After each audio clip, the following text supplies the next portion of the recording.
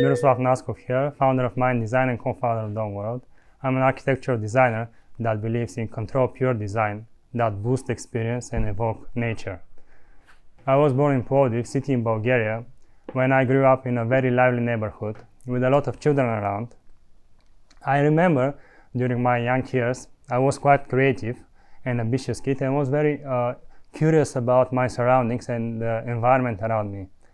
I haven't got parents that are involved in architecture. However, I clearly remember that one of the favorite things that we used to do with my friends was creating shelters out of discarded materials. By that time in 90s, it was quite easy finding this kind of materials in the streets in Bulgaria. So we used to do that a lot. Another first story for my childhood was during winter times. We were building snow fortresses out of snow and then play snowball games, fighting in the snow, snowmen, all of these things that children do by that age. However, quite often our games ended up by demolishing the creation that we did before. So the next day we had to start again and again and again and again until there was snow to play with. It's quite fun because every other iteration was different from the previous one, and it was I found it now like a very interesting creative exercise, and it was also a good time spending with my friends together. So if I think now, I guess this was one of the very first touches to architecture, of course in a very primitive way, but also in a very fun environment with children, so you can really be creative and you can really explore different stuff, different shapes and forms. So yeah, to be honest, my parents are not close to architecture, but somehow we used to live, I remember, near the rail stations, and I was really impressed, by the trains, by the moving stuff, and there were a lot of nature around. So we quite often building shelters under this kind of bushes and stuff like that. I really enjoyed, creating stuff and trying different shapes. Never though I haven't got any experience from the top at that age. But I just found myself curious, and at some point I said, okay, if that's interesting for me, maybe I really want to do something with that. I really want to be a creative person that creates things and build different things. At that point, honestly, I haven't got any idea if it's going to be architecture. I'm a bit quite impressed by car design. I really wanted, to design cars, but in later of my age, I discovered that probably not that, but the architecture itself is going to be the thing that I would love to do. And also, like an influence, I would say that probably my friends, we used to study together with them, and they started going to the art lessons. And with the idea, so they're going to be candidates for the architecture school. I said, okay, I'm creative, I love design, so maybe I can join them.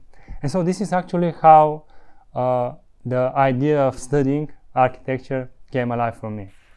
I started studying architecture in Bulgaria, New Bulgarian University, which by that time was quite open, so it was easy to explore new things and new ideas. It was very diverse. Yeah, we haven't really touched base on this futuristic stuff, I haven't been taught about that by my tutors, but I have always been curious and interested in some more interesting stuff and some more not ordinary objects and places.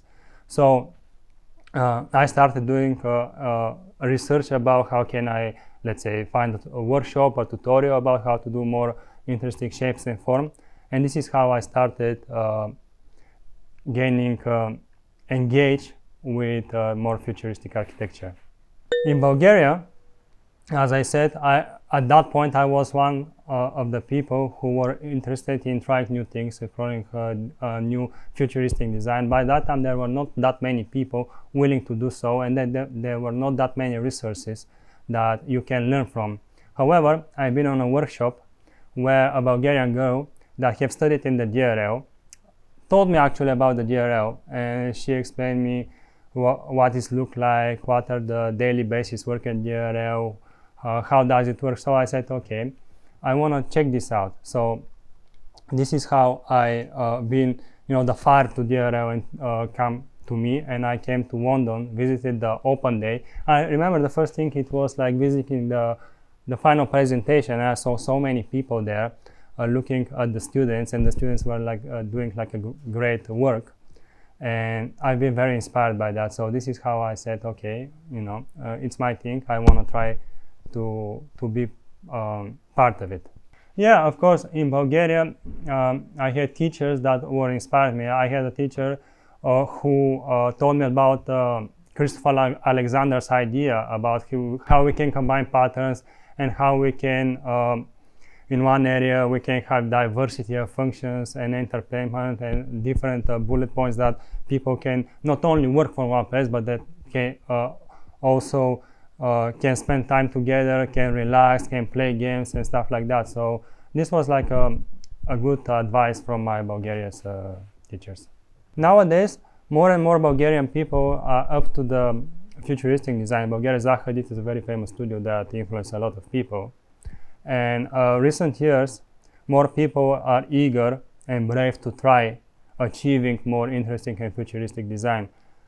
I have contacted by different organizations regarding teaching there, and also regarding collaboration to produce different product design, to test our ideas. So we design, they try to fabricate it. So now in Bulgaria, I have to say it's more open and more people are eager to explore the idea of more futuristic design and architecture. So honestly, the first time I came in London, the first building that I have visited was the Aquatic Center by Zaha Hadid. As a student, I remember I quite admired Zaha Hadid and her work and the use of curvature to define spaces and to build buildings. So I clearly remember I was running around the Aquatic Center, and this is clearly a building that evokes emotions with me, and I really want to experience more and more. Another interesting place is the Co-Drop Yard by Thomas Hedderwick, which studio I really admire. The way that they combine materials and evoke nature to be part of the architecture is very exciting for me.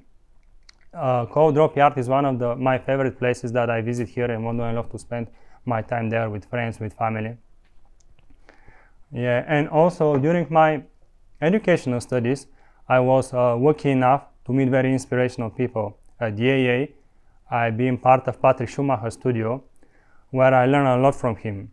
Also, Theo Spiropoulos, our director at DRL, was very supportive for our team. We had a moment in the beginning that was quite tough for our team, and we need some support and push. So he gave us daily-based challenges, how to settle things up, how to work collaboratively together, and this really helped us throughout the process, and we finished like a very strong team. Another huge influence for me, I would say, was the COVID-19. By that time, I was working at Zaha Hadid Architects after my studies at the DRL, and we were working predominantly from home. It was a quite tough period from all of us. However, we learned a lot of lessons. For instance, I learned how to collaborate with people remotely, and this actually prompted and boosted the foundation of my design. I started building a team that is located in different places of the world, but we successfully started collaborating remotely and building like a fascinating design. I really do believe in control pure design that boosts experience and evoke nation, and as you mentioned, we are working on this in minD design on very various fields. So we're trying to test new tools, test brave ideas, new exploration, always searching for feedback from one another in a very collaborative approach.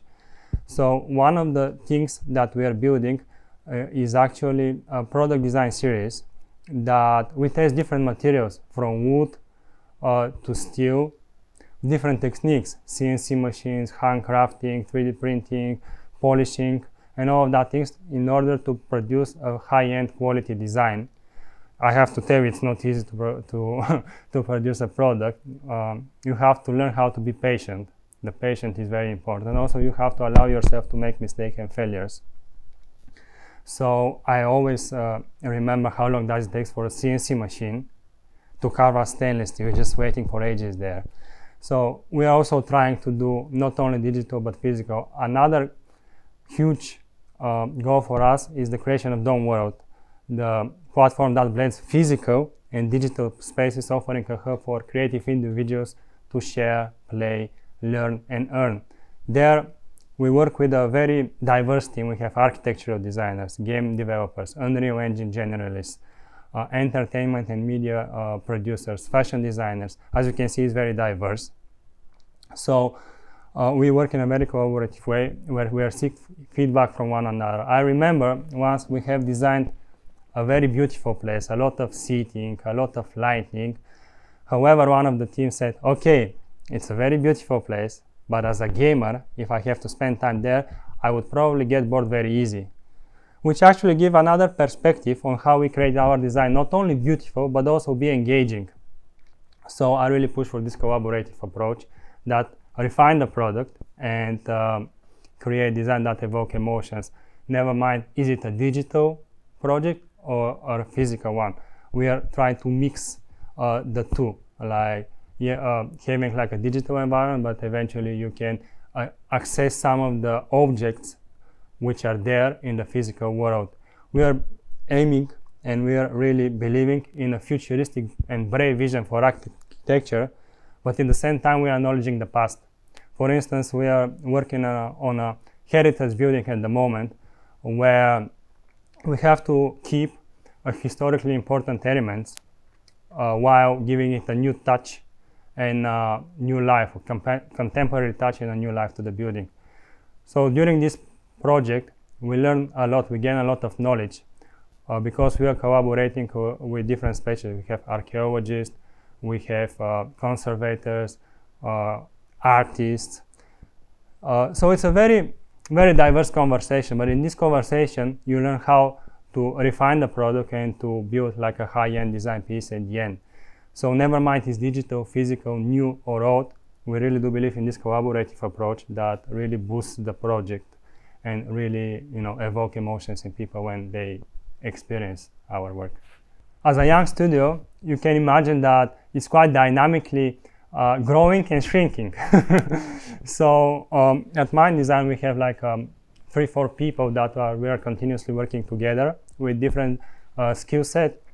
Some of us are very good in design, in ideas. Some of them are better in technical design thinking and how to make things actually happen, because we see all of these beautiful visuals, but at the end we want them to go through life. So we need also this kind of different experience and expertise how to make things happen. Also, we work with the very talented visualizers who got our design ideas to life through nice, beautiful visuals. At Dome World, we work with game developers, like scripting in C#, building like Unreal Engine blueprints. We are working with media entertainment producers with whom we are doing like a nice cinematic showcasing our work, like you can do there, how we can engage with the world.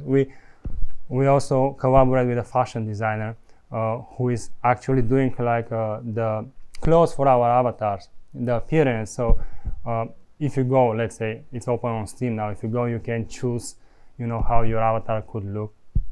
Also, we are collaborating with the avatar modeler who is producing the avatar. So again, we have a core of 3-4 people, but this based on the work that we set out for this or next month, it might extend from 3-4 people to 10 people.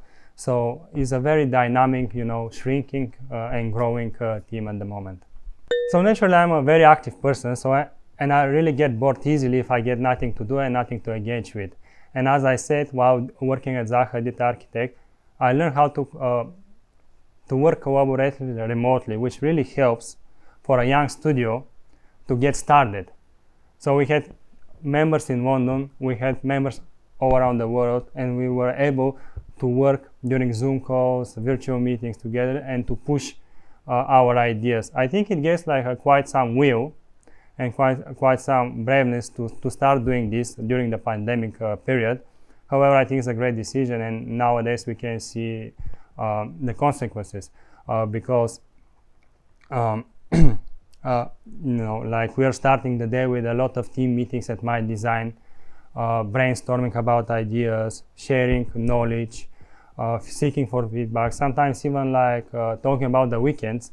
But this diverse conversation actually make you calm, make you, be part of this team, even more, personally connected to the team.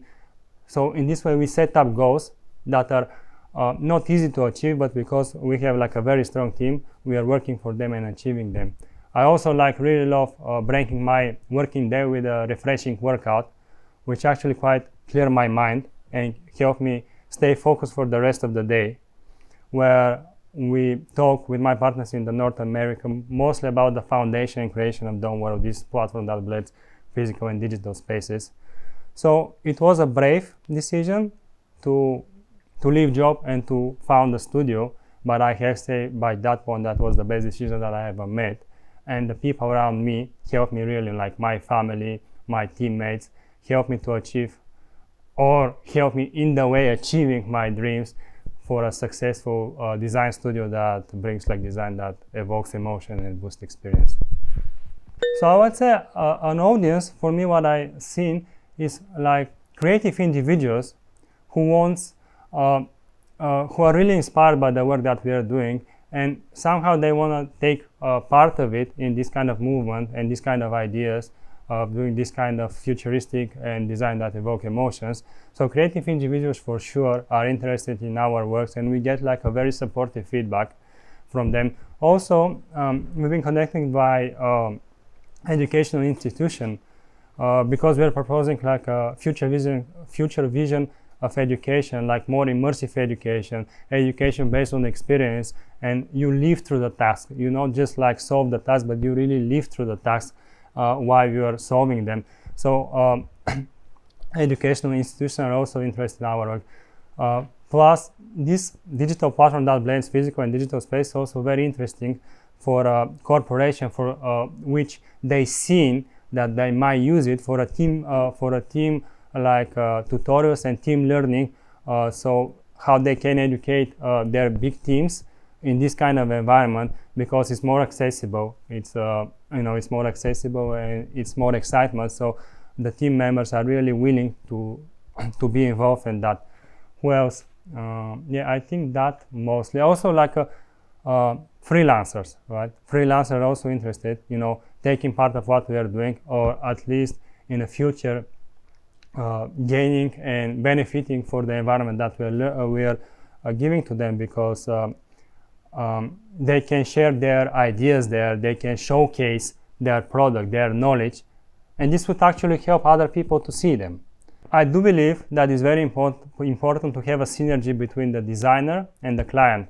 So we always started the conversation about hearing about the client's ideas, about the briefing, discuss how we can be beneficial to the project, what we can deliver to the project, hear the client's feedback, how they see that. So it's a very collaborative approach. It's a forth and back. It's not only, like a straightforward for every project we go the same way. We really collaborate with the client, so we get feedback, so we understand, is this client good for us? Or they understand, is this designer studio actually going to help us to make our idea go to life? So this is how we start. Then within the team, I do believe in design and exploration. So it's never like a one idea. We explore like a multiple iterations. As I started in the beginning, like this multiple snow fortresses that we built in the childhood, I've been always interested in doing like iterations of our ideas. So with every other iteration, we improve the quality. We seek from a critical but constructive feedback. So we have a multiple design ideas, multiple direction. Then we again discuss with the client and see what they think about it. And in this conversation, we kind of picking like a 1-2 ideas and directions that we can go for. And this is happening on the next stage again. We are refining the ideas, iterate on them, and then go back to the client and seeking for their feedback. Within the team, it's a very open conversation. There is no hierarchy at all. Everyone is very welcome and asked to give feedback and give ideas. So it's a very collaborative approach. as I said, and we really help each other to refine our ideas and our thinking. So I think this is very beneficial for the project. To be honest, like comparing the digital architecture, digital design, and design for real architecture that has to be built, it might seem very different in the beginning.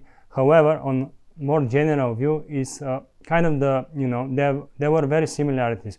In real life, if you do like crazy shapes, you need a lot of expertise behind it, how to make the construction, then how to build it. Probably it's going to be quite more expensive than the more ordinary shape.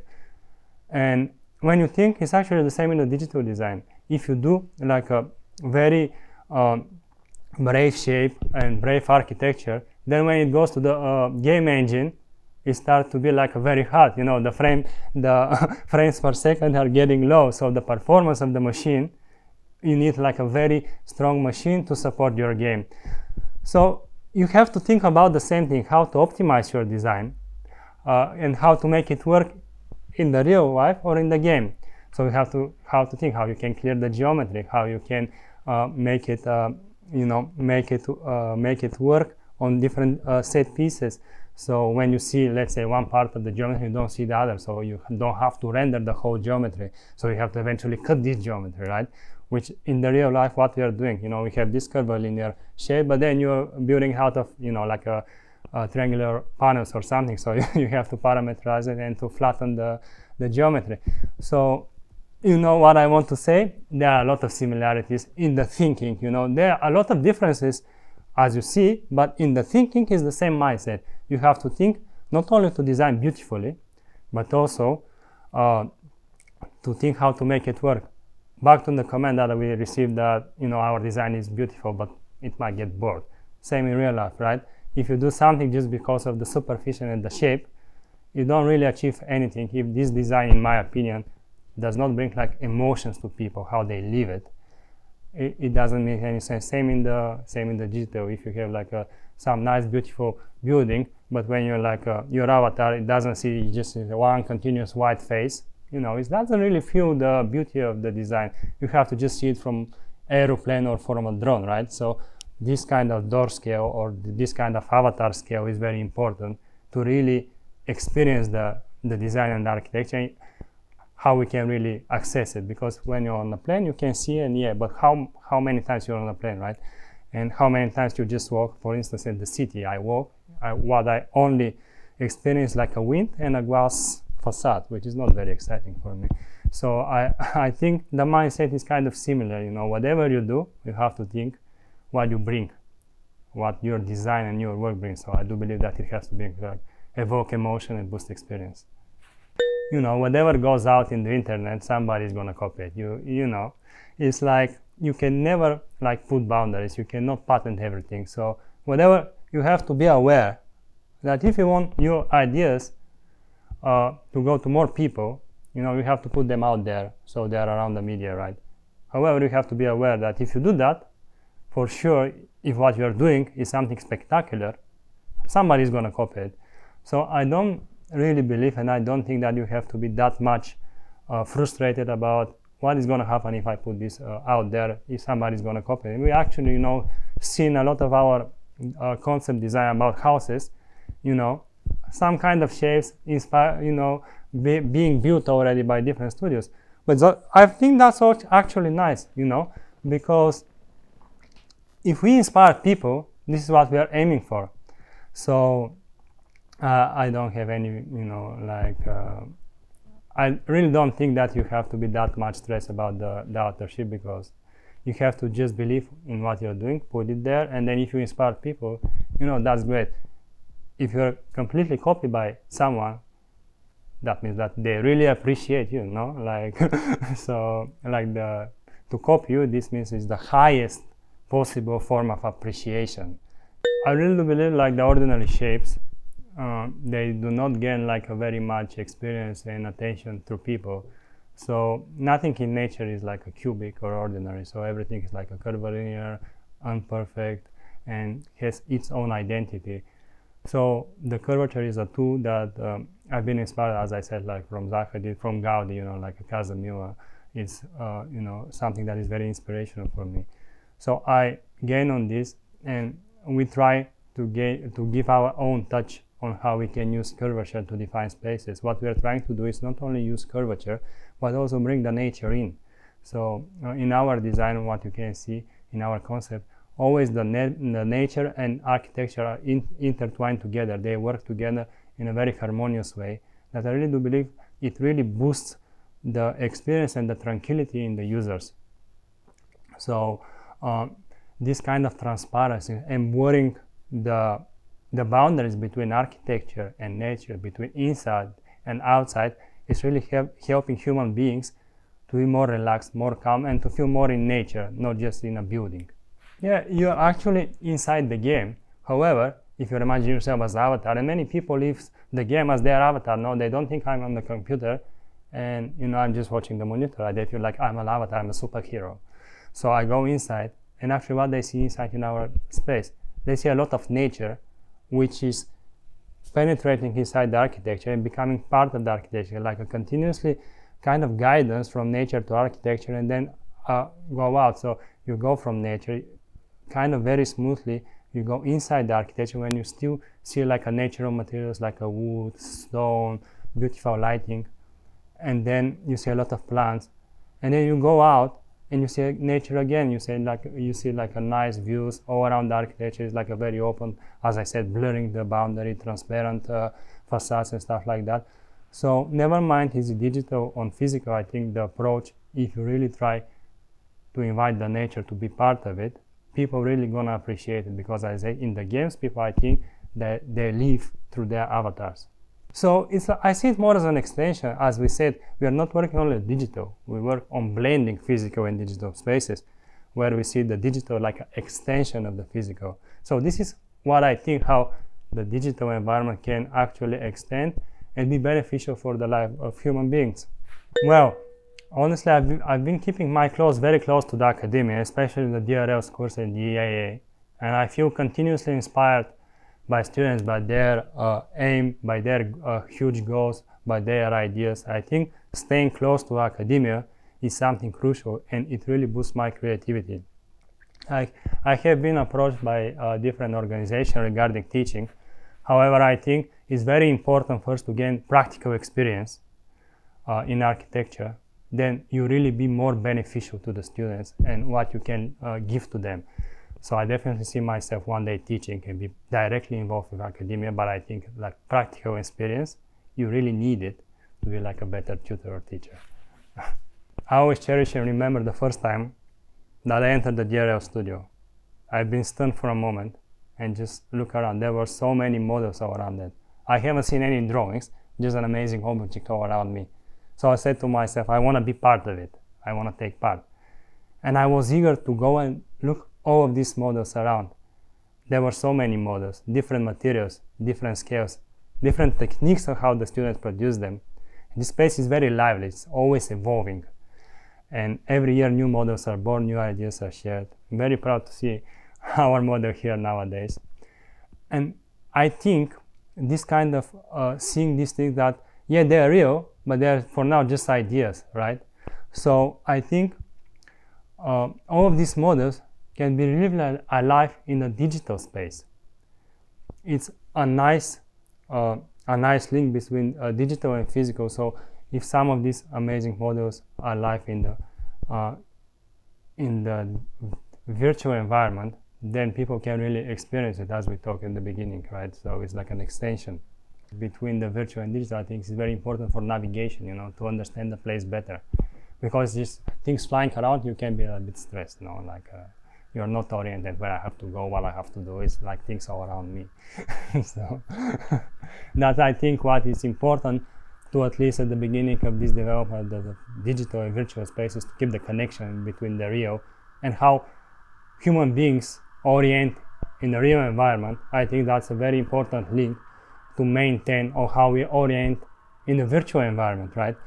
And then as everything evolves, then the digital environment is going to evolve, and most probably in some point it's going to be a little bit more far away from the physical.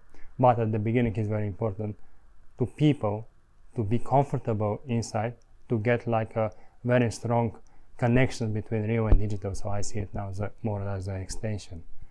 So that's why, on your question, why they're similar, is for me, is to be like more comfortable for human beings and to orient and to feel familiar what they have to do inside. The most challenging in my journey is, how to work with people and how to understand people. So, as I said at the beginning here in the area, we had like a tough moments with the team, but I think it's very important to work on this and to try to communicate. I do believe in the conversation. That's very important. I think in the conversation, in the talks, in the collaboration, you can really get feedback and you can really learn how to work with people in order to refine your product. So that was a very important lesson to me that throughout the process, because for me it's easier to work with tools. You model in Maya or you talk in Zoom. It's nothing scary about working with tools, but working with people, you need soft skills. You need to understand others, to accept others. I think the acceptance is very important part of it. I always keep myself like learning new skills. As I said, being close to the academia really helps me to be on top of the level. So the students are bringing new ideas, bringing new exploration and new tools. So if I see something that I really like and the result of this, I'm saying okay to myself, okay, I want to learn how to achieve this result and using these tools. So basically, I really keep on going, learning new stuff and new ideas and new tools. Never mind that they're going to be like modeling tools or communication, soft skill tools, but it's something that I really love to do. Also, like learning new sport it's really helping, as I said, for clearing my brain. So keep active your brain is for me, in my opinion, is really helping to stay top of the level, so you don't get behind. I think it would be a mistake if I say, okay, I finished the RL, I have like a studio now, so I don't need to learn anymore, like just go and do project. But then very quickly and very easily, you start getting behind. So you have to push yourself to learn new things and new skills every day, keeping an eye on the technology, keeping an eye on what's going on. I remember I haven't been working with an Unreal Engine never before, but then in the entrepreneurship kind of journey, I said, okay, if you're gonna do like a game, if you're gonna do like a virtual experience, I have to understand what's going on in Unreal Engine. So last year I learned how to use Unreal Engine, and now I can build like virtual spaces, a little bit of code, and understand what are other people talking to me. When I work with game developers, I understand what they say me, like the code doesn't work this because of that, and I understand what they're talking. If I haven't learned this new tool, I would just sitting there and listening without understanding anything. So, yeah.